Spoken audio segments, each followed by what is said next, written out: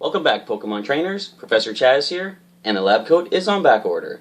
Now, I'm going to apologize first of all. This video is coming a little bit later in the week than I usually like to upload. I try to upload new videos on Tuesdays, but as maybe you can hear from the tone of my voice, I've actually had a cold the past little while, so I've been a little slower on getting things done, and I'm sorry about that, but I've got the video coming up now. So what I want to talk about in this video is, like I mentioned in the last one, I've been doing everything, like all the videos so far have been about the trading card game, and that's fun and all. You know, I love the trading card game, but my original origins into the world of Pokemon were from the video games. So what I want to do here is, I mentioned last week that I want to talk about the Pokemon that I have in my team and stuff like that. I actually thought I'm going to do like sort of a little walk down memory lane and show all of you where Professor Chaz originally comes from. And what I'm going to do, I have all my stuff kind of lined up, and I'll show you exactly how things got started. And as we go along throughout the games that I've played, I'll show you which Pokemon I collected along the way. So first up, I'm just going to pop it out of the protective case. My original Pokemon game was Pokemon Blue on the original Game Boy. And I have an example of this old technology to show you right here. Yeah, it's, for anyone that remembers playing the original Game Boy, it was limited in capabilities. Like, this is back when we only had, as we called it, black and white. It was more green, yellow, black, white kind of thing. But this is where Pokemon originally got its start from. Back then there was only 15 different types, and some of the type matchups were different than they are now. Like, for example, I believe Bug and Poison were super effective against each other, which was kind of interesting, like when you're playing through it. And then they kind of switched it up in the new games where the only thing Poison was super effective against was Grass, which I think is why it's super effective against Fairy nowadays, because they realize, you know, Poison was only good against one thing. So my original team of Pokemon came from Pokemon Blue, and we're going to take a look at them right now. So here we have my original starter Pokemon, Shelbert the Squirtle. And turtles were always one of my favorite animals, and as soon as I saw what Squirtle looked like in an issue of Nintendo Power, I thought, I need to have this as my starter Pokemon, because, like, look at him, he's so cute. And as you see, he's level 100 and still a Squirtle. That's because as I was playing through the Pokemon Blue game, I thought, like, I don't know if I want to make him evolve because of how, like, I really liked how Squirtle looked. And Wartortle I was, you know, okay with, but Blastoise, I thought, I can't picture my little Shelbert as being a Blastoise. So I decided to hold off his evolution, and eventually I realized, you know, I kind of don't even want him to become a Wartortle, so I just left him as a Squirtle. And he's actually held his own pretty well against certain Pokemon. I was battling Xerneas at one point, and it used a Moonblast, and Shelbert took it, which... Now granted, he's holding the Eviolite, plus I've maxed out his defenses in the Super Training, but still, for a Squirtle to take a hit from a Legendary like that, that was very impressive. And the next Pokemon I have in my list here is Pikachu. Now I generally tend to nickname my Pokemon, but Pikachu, when I caught it, I couldn't really think of anything to nickname it because of watching the anime all the time. Like, it's, you know, only been called Pikachu. And I thought, there's really no name I can give it that would hold up to the actual name of Pikachu. And technically this is actually the 6th Pokemon I caught, but originally what I would do is write some stories based on my adventures in Pokemon, and Shelbert and Pikachu became my 2 main Pokemon story-wise, so I kind of hold him as like my second in command of the team, so to speak. And again, not evolved, just a regular Pikachu at level 100. I could still technically evolve it into Raichu using a Thunderstone, but I'm not the kind of a trainer that has to evolve Pokemon. Sometimes I just keep them as they are just because I like them. And Pikachu is one of those. Now the next Pokemon that I ever caught was Squeak, back as a Rattata, now he's Eradicate, and a lot of Pokemon trainers tend to focus on using just the strongest Pokemon ever, but me, I'm more like, I want to make each Pokemon that I catch as good as it can be against the opponents. So what I've done is given Squeak the Focus Sash and Counter in case he's ever fighting anything with like a strong one-hit KO physical move, because then I can counter back, and the Focus Sash will keep, you know, Squeak from fainting, of course, double the damage, possibly knock out the opponent, and then the next one that comes in, I can use Endeavor to bring that one down to 1 HP. Squeak might not be able to finish off that fight, but at least he can weaken them up for the next Pokemon to come in. And my next Pokemon, Chirp the Pidgeot. Now, Pidgeot is one of those Pokemon that I'm sure a lot of people, probably almost everybody who's ever played the Kanto games has had on their team, simply because it's the first bird Pokemon that you can capture, and therefore it's a very good Pokemon for using Fly. So, he's been pretty good on the team here. I decided to give him Return, which is more powerful the more your Pokemon likes you, but of course, every time I uploaded him to a new game, I had to get his friendship back up to full to make that return back to full power. Next Pokemon is my Butterfree Critter. This little Butterfree is surprisingly powerful for being a Butterfree. He's taken down some legendaries in his day. With his ability Compound Eyes, it boosts his accuracy, so his Sleep Powder will rarely ever miss. And as soon as the Pokemon's asleep, as long as they're not a Dark type, hit him with a Dream Eater to heal back whatever damage Critter might have taken. If they are a Dark type, let's go with a Signal Beam. Super effective damage. And the final Pokemon of the main team back in my Kanto days, Rocky the Sandslash. And originally I caught him because I was coming up to the third gym in the Kanto region, which is Lieutenant Surge's Electric type gym. And this is just to show how limited my knowledge was when I was younger. I was reading Nintendo Power and it told me that electric moves were very ineffective against ground. So I thought, okay, I'll take minimal damage. As soon as I was fighting Raichu and I sent in my Sandshrew, it says Raichu use Thunderbolt. And I thought, oh, let's see how much this hurts. And it says it doesn't affect Rocky. And I thought, it's totally immune? I didn't know that. So that was really impressive. You might be noticing a lack of ground type moves on this particular Pokemon. That's because a lot of times I don't necessarily teach my Pokemon moves to make use of the same type attack bonus. I like to give them moves that can help them counter any of the weaknesses that they might be facing in order for them to stay in the battle longer. So he's got Rock Slide to deal with his ice weakness, X Scissor can take out his grass weakness. Sadly, we have nothing for the water weakness. However, Sandstorm can possibly boost his evasion because of the Sand Veil ability, and then Hone Claws just to make that Rock Slide a little bit more accurate and a little bit more powerful. Now, before we move on to the next batch of information with my new Pokemon, I'm going to show off some of the ribbons. So there's a lot of ribbons here, and let's see if I can look over them all here. Well, the information is on the top screen, but this one here is for beating the Kalos champion and entering the Hall of Fame. This one is for the champion in another region, that's all it says. And this is for the Sinnoh region. So that's all for beating the Elite Four and the champion in those regions. This one is for having max friendship out of the Pokémon I've, which is, I just I like ribbons, so therefore it's an important ribbon for me. Here we have the training ribbon. If you max out your Pokemon's EVs in the super training, you can get the, nope, sorry, that's a different ribbon. If you complete all 30 of the training regimens in Super Training, you can get this training ribbon. This is the Skillful Battler ribbon, which is achieved during the Battle Chateau, I think it is, after you complete the main game in X and Y. There's it's basically like Battle Tower from other previous games, but a little bit, they named it differently, plus they have more options of double battles, triple battles, rotation, and such like that. If you beat the first, I think it's 20 trainers, then you gain this ribbon. There's another ribbon, I believe, for beating 40, and I haven't gotten there just yet, but hopefully someday. Now this is the ribbon, the Effort ribbon, which you get for maxing out your Pokemon's EVs. So once they've fully maxed out all of their possible stat boosts and everything, you can gain this when you speak to a certain person in one of the towns.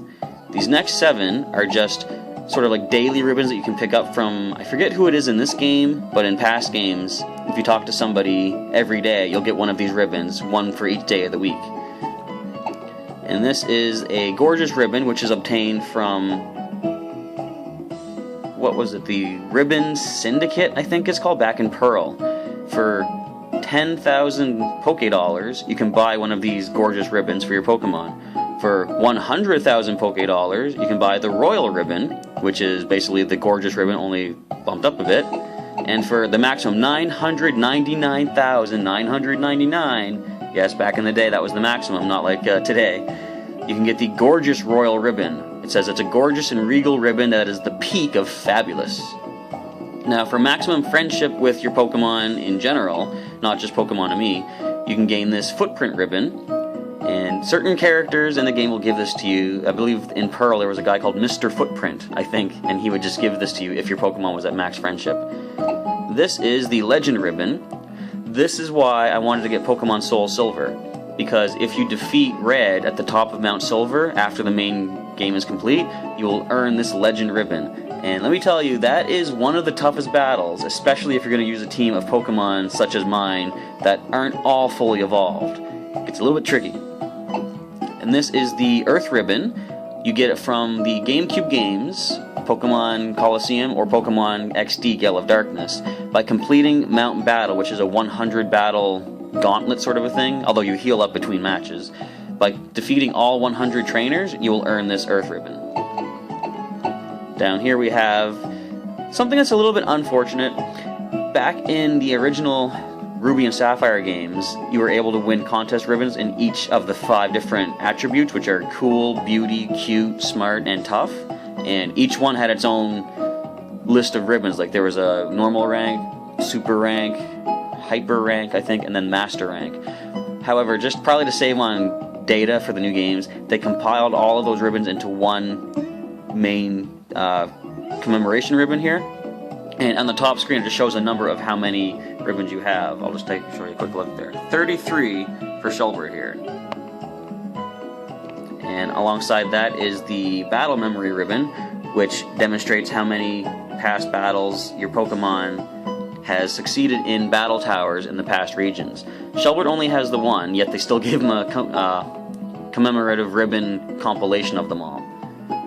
So that is a good majority of the ribbons here. I'm going to show you Pikachu's got a lot, Squeak has a lot, Chirp. So I'm just going to show you one more here that actually Shelbert didn't manage to obtain. This is the Artist Ribbon. In the Hoenn games, if you completed one of the Master contests with a high enough score, an artist would come out and want to paint a portrait of the winning Pokemon. And if that happened, your Pokemon would be given the Artist Ribbon, a ribbon awarded for being chosen as a super sketch model in the Hoenn region. And those are all the same there. And then Rocky also has a nice assortment of ribbons to go with. So let's take a look at the collection of other Pokemon I caught back in the Kanto region. And I'm just going to kind of breeze through these guys, not to take too much of your time up, because I'm sure you've seen these Pokemon before. We got Snoozer the Snorlax. My next catch was the legendary Zapdos, which I didn't nickname because a legendary kind of deserves to keep its own name, at least in my opinion. We also have Articuno and Kabutops, which although isn't legendary, was still kind of a Pokemon I didn't decide to nickname because I either liked the name or thought I'll just leave it as it is because it's kind of a unique rare Pokemon. And we got the Aerodactyl, and then I caught the second Snorlax as well. Here I have Blaze, who I would really like to have the Charizard IY for because his stats are more focused on special attack, and Charizard X is more of a physical attacker. Or Charizard X, I should say. So if I can get Charizard IY, I would really prefer that for good old Blaze here. I have a Beedrill, which is actually quite powerful. It's taken down some legendaries in his day, which is pretty cool. Jiggy the Jigglypuff. Fluffy the Clefable. Sprout the Venusaur. We got Arbok, who I didn't nickname because it's almost like similar to Ash's Pikachu. Since Jessie had an Arbok in the cartoon, I thought Arbok is really just like the name I got used to with this particular Pokemon. Sheldon the Blastoise, which technically is actually the son of Shelbert, because in the remake of Fire Red, I actually had Shelbert breed with a female Squirtle to get a new Squirtle offspring, which I then named Sheldon. Marowak we have, who was supposed to be the Cubone from the Lavender Town incident where Team Rocket killed Marowak. And in my stories that I would write for these guys, I decided to say that I started training that Cubone, who then became Marowak. And we've got Whiskers the Persian, Guar the Primeape, good old Machamp, and similar to Team Rocket, in my own Pokemon stories, my Team Rocket rivals, one of them had a Machamp who didn't have a nickname, so therefore I just kept it as is as well. Then Heads the Dodrio with Tails the Ninetales. Now I didn't know this at the time when I caught this Pokemon, and I'm not the type to breed Pokemon for like maximum IVs or anything like that, but As it turns out, the potential judge in Pokemon White in the Battle Subway, he told me that this Pokemon has almost maximum IVs, and it was just caught just randomly out of the wild. And I think that's pretty impressive. We have Gary the Gyarados, and we have the Slowbro Pinky, and the Brain. The Brain being a Hypno. And if you don't get the reference of those two names, you gotta watch some more Animaniacs, that's all I'm saying. And then in the Safari Zone, I caught a Tauros named Bullwinkle, and finally, a Dratini. Which, yes, I didn't evolve. I left him as a Dratini up to level 100, but simply because I figured Dratini was rare enough as it is. They were pretty hard to find. And I thought, I've already got legends like Zapdos and Articuno. I don't need Dragonite. Dratini, I think he's okay. Turns out, stat-wise, he's not the best, but he can hold his own sometimes. So after Pokemon Blue, I moved on to the second generation of games, and my color of choice, or I should say, I guess, element of choice, was Silver. And the reason I kind of chose Silver was, like, for anyone who doesn't know, my favorite color is purple. So I tended to try to switch to, or stick to the more purple-related colors. Red and Blue was a tough choice, simply because it's, you know, purple is made of red and blue. But what won me over for the purple, or for the blue side, was Blastoise, or rather, more likely Squirtle. Like I said, I didn't evolve my Squirtle. I thought he's too cute. You know, he's a Squirtle. And turtles are one of my favorite animals, so that's why I went with blue. And between gold and silver, gold looked more like the redder version of the two, which meant silver would have been more, you know, likely to relate to the blue version. So we're going to take a look at the Pokemon that joined into the team in silver. And now for my Johto region, we had Snapper the Totodile, which was my starter, and at that point I decided every main Pokemon game I'm going to choose the water starter and nickname it something with the letter S, simply because it'd be like a tradition for myself. So that's my starter, which I also decided not to let evolve, because I kind of like cuter Pokemon as they are.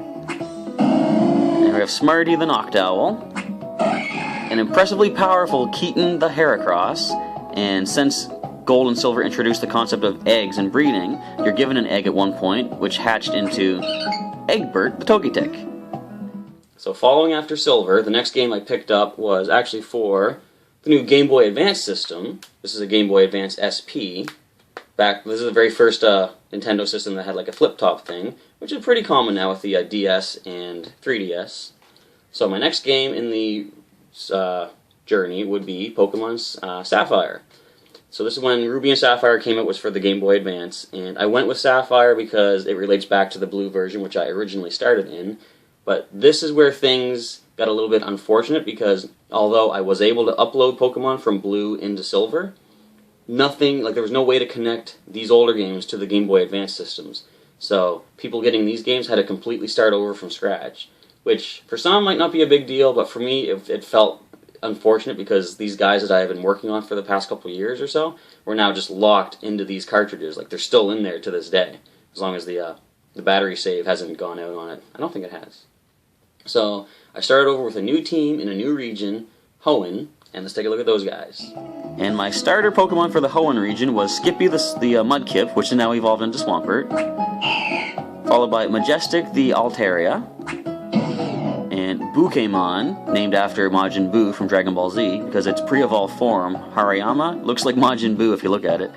But Pokémon here is the... no, Makuhita was the pre-evolved form. Hariyama is the evolved form here.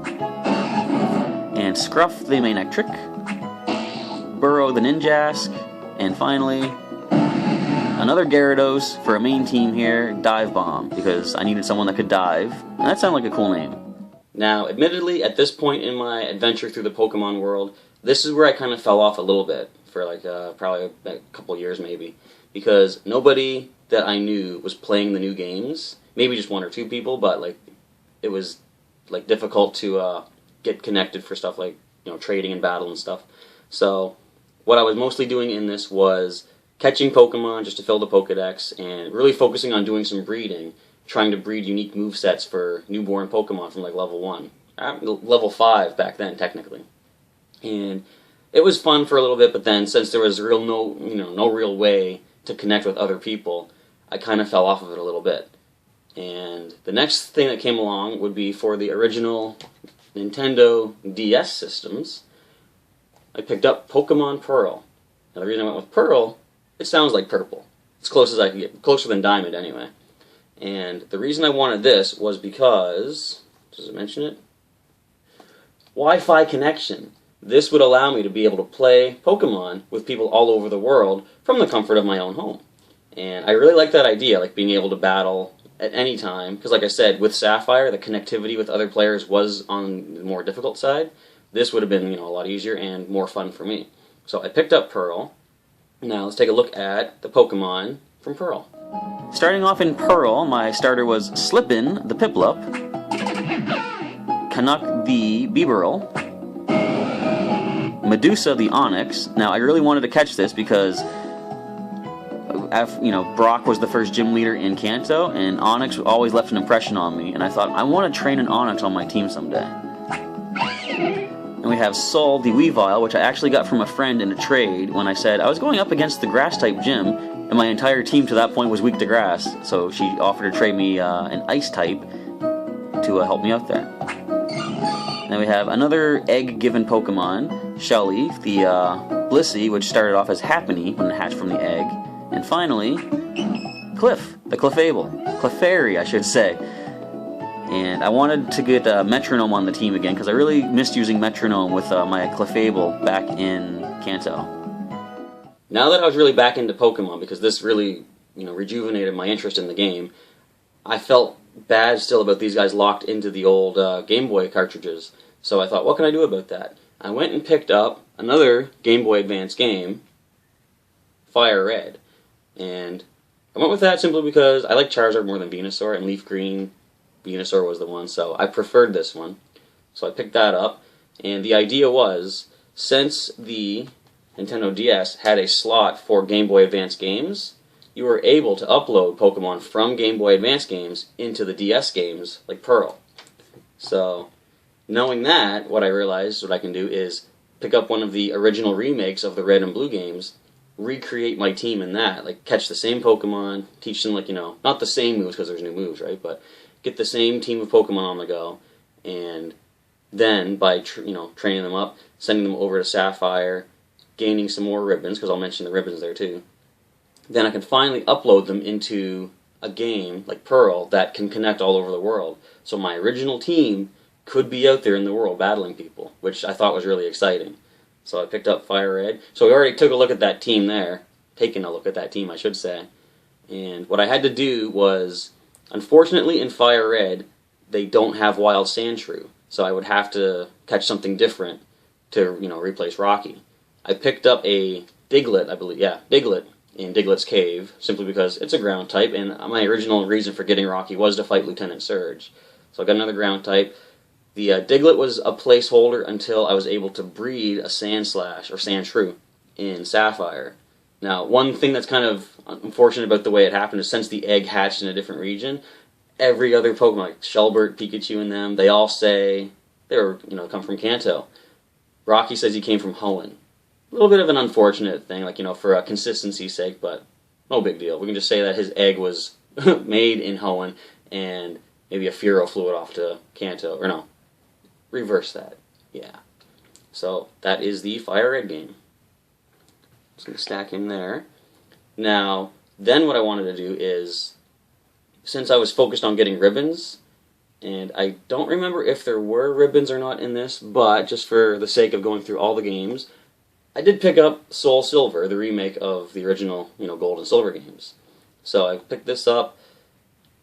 I'm trying to remember if there were ribbons or not. Don't think there were. No, I believe there was a certain kind of ribbon. That's why I would have picked this up. But either way, I picked that up and, again, remade the team. But what I had to do with this is, since I couldn't trade from other versions of the games into this game until I beat it, I used a Poliwhirl and a Voltorb in place of Shelbert and Pikachu just to get them through, or get my team through the game. And then I was able to send my guys over and, have adventures that way. And so with that, my Pokemon adventures in the DS/Game Boy Advance area were almost complete. There was 2 more things that I had to do.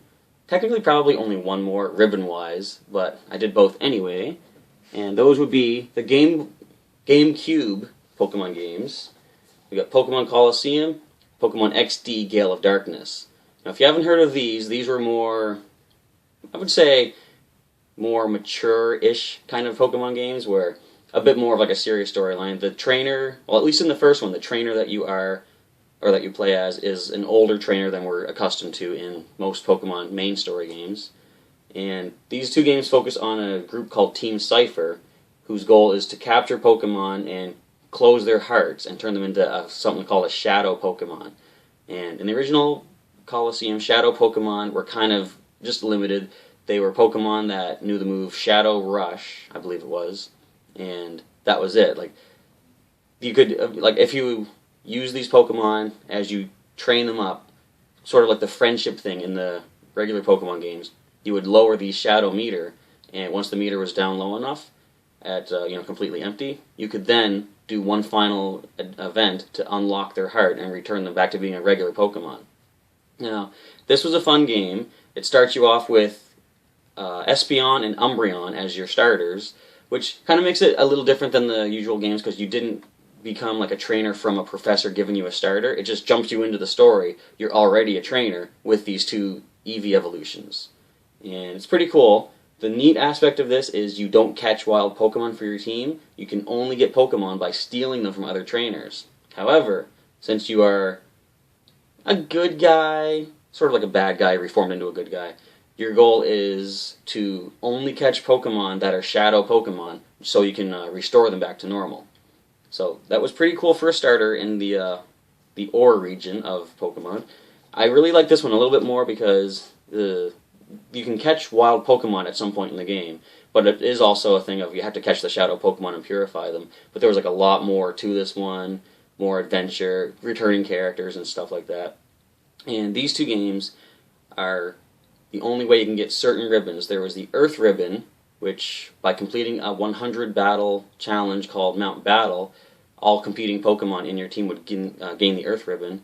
And one other ribbon that can only be obtained from these games is, I forget the name of it, but it's a ribbon that a Pokemon is given after it is purified from being a Shadow Pokemon. So unfortunately, all my other Pokemon that I've collected over the ages will not be able to get that Shadow Ribbon unless they make a third game of this where your Pokemon can be stolen and made into shadows. You have to bring them back. That would be such a cool game. Like, you would have to re-catch your own Pokemon and purify them again. I just think that'd be really cool. So I'm going to set these guys here. And now, with all of those ribbons obtained, I was able to have all my Pokemon gathered in Pokemon Pearl, and then I can use two DS systems to upload them to Pokemon White. And I chose Pokemon White over Pokemon Black because White is more seen as like a good thing. You know, there's Black, which is evil, White is good. I kind of like doing the good thing. And I started off my battles here in the Unova region. Let's take a look at my team from there. My main team from the White game started off with Seaward, the Oshawott, which has evolved into Duat here. And we have the Sailor Moona, references, and Grub, the Levani.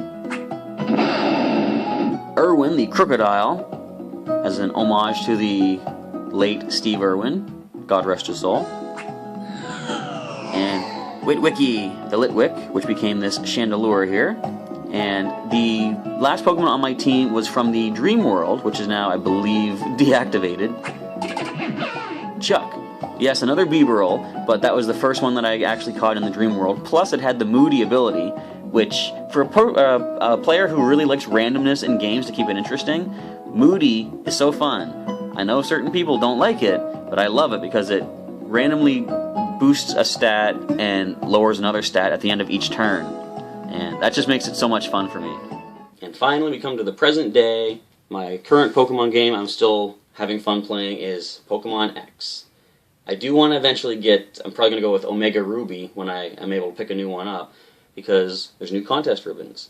And this was such a fun thing. Like, it sort of went right back to the original games just about. Like, the first forest you go through is almost, if I recall, a perfect layout of what Viridian Forest was back in the Kanto region.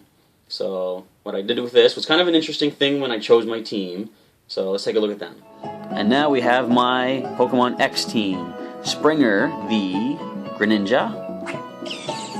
Blitz the Raichu, Spritz the Wartortle, and the reason behind Blitz and Spritz is because since X sort of felt like a new creation in the, or not a new creation, a sort of a throwback to the original Pokemon Blue and Red games, I thought I'm gonna use my main Pokemon from that, like Squirtle and Pikachu, but I'm actually gonna evolve them, and I've never trained a Wartortle just itself instead of evolving into Blastoise. And we have Axel, the Roserade. And this team is still currently in train to get to level 100. That's my next goal with them. And I decided I needed a Pokemon that could enter aerial battles but not be weak to electric, just in case Emolgas would show up. So I decided to go with Scales, the Salamence, and my final Pokemon team member, Caliburn, the Aegislash. The unfortunate thing with Pokemon from the Kalos region is the fact that you're really limited in what ribbons you can get. So there's the Effort Ribbon, the Friendship Ribbon, Footprint Ribbon, and the Elite Four Ribbon.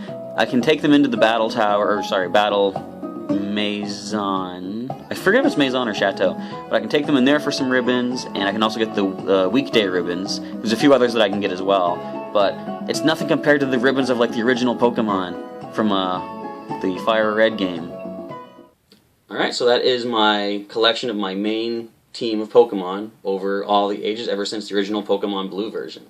So, in future videos, if I'm doing stuff with video game footage, I'm going to be using Pokemon from my main team like that. I just wanted to give you sort of an insight into who these guys are, where they come from, because at its core, of course, Pokemon is a video game like any other. It's just, bits and bytes of data inside like a computerized system sort of a thing.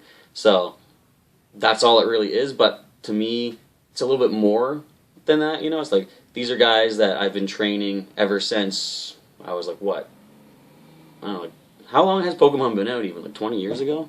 I'm going to take a quick look. Release date...